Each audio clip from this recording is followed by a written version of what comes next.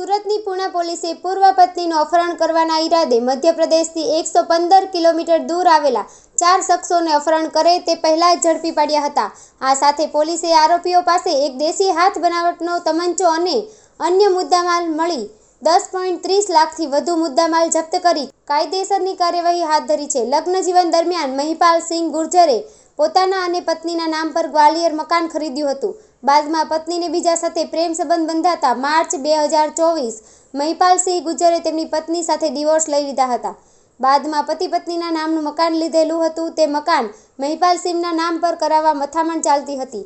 પત્ની માર્ચ 2024ના અંતમાં સુરતમાં રહેતા તેના પ્રેમી સાથે ભાગી ગઈ હતી, જેથી મહિપાલ સિંહ તેની પૂર્વ પત્નીનું અપહરણ કરી પ્રેમી પાસેથી લઈ જવાના ઈરાદે અન્ય 3 શખ્સો સાથે સુરત આવતો હતો।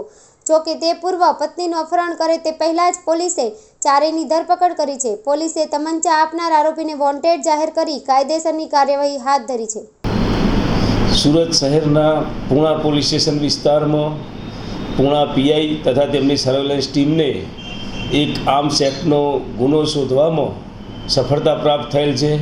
સમગ્ર ગુનાની હકીકત જોતાં આ કામે એમપીના 4 ઈસમો પોતે ગેરકાયદેસર દેશી તમંચો લઈ અને સુરતમાં તેની પત્ની સાથે અગાઉ તેને પ્રેમ લગ્ન કરેલા અને એની પત્ની ત્યાંથી ભાગી અને અન્ય પ્રેમી સાથે સુરત રહેવા માટે આવેલી, તો આ પત્નીને અપહરણ કરવાના ઈરાદાથી આ ચારેય ઈસમો ગેરકાયદેસર તમંચો લઈ અને સુરતના પૂણા પોલીસ સ્ટેશનના રેશમા રો હાઉસ પાસેથી પસાર થતા હોય પૂણા પોલીસ સ્ટેશનને આ બાબતે બાતમી હકીકત મળતા તેઓએ આ ચારેય ઈસમોને ગેરકાયદેસર રિવોલ્વર સાથે તેમજ 5 મોબાઈલ અને અર્ટિગા ગાડી એમ કુલ 10,30,500ના મુદ્દામાલ સાથે ઝડપી પાડેલ છે।